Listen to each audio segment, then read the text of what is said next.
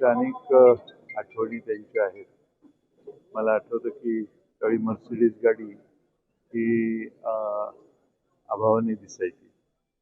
पण डी.वाय दादा चांगली शेती करणारे होते.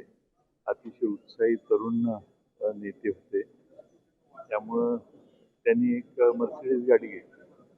मला वाटतं 75-76च्या काळात किंवा 78च्या काळात असेल. आणि ती दाखवायला बापूंना घेऊन आले आणि आम्हाला सगळ्यांना त्यांच्या गाडीतनं फिरायला नेलं. माझ्याकडे डी.वाय दादांच्या अनंत आठवणी आहेत. पण सगळ्यात महत्त्वाचं म्हणजे त्यांनी स्वकर्तृत्वाने शिक्षण संस्था उभ्या केल्या आणि देशातलं सगळ्यात मोठं यश डी.वाय दादांनी शैक्षणिक क्षेत्रामध्ये मिळवलं. आज डी.वाय पाटील नावाने देशात परदेशात वेगवेगळ्या ठिकाणी प्रचंड मोठ्या प्रमाणात हजारो विद्यार्थी त्यांच्या शिक्षण संस्थेमध्ये शिकतात. मला वाटतं की ग्रामीण भागातल्या एका तरुण नेतृत्वाने इथपर्यंत मजल मारली आणि या देशातलं एक उत्तम विद्यापीठ त्यांनी उभं करून दाखवलं. ही मला वाटतं त्यांच्या आयुष्यातली सगळ्यात मोठी कर्तबगारी होती. पण किती मोठे झाले तरी आम्हाला सगळ्यांना त्यांनी फार अतिशय प्रेमानं जिव्हाळ्यानं वागवलं आणि प्रत्येक कामात त्यांची मदत सहकार्य आशीर्वाद हा कायम असायचा.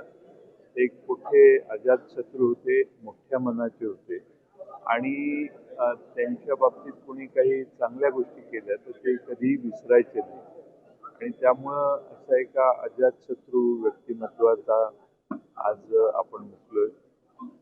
डी.वाय दादांच्या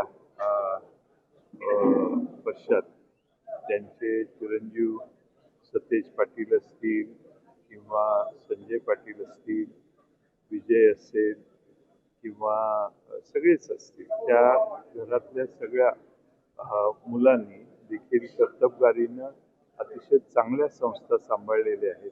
मुंबई असो, पुणे असो किंवा कोल्हापूर असो आणि त्यात प्रगती केलेली आहे. त्यामुळं डी.वाय दादांचा वसा घेऊन ही चारही मुलं अतिशय उत्तम काम करतील.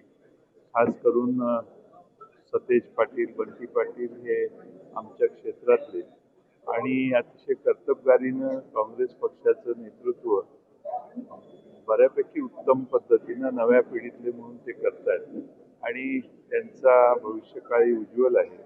मला खात्री आहे की डी.वाय दादांच्या पावलावर पाऊल ठेवून सतेज पाटील आणि संजय पाटील हे निश्चितपणाने राजकारणात अधिक मोठी मजल मारतील हा मला विश्वास आहे.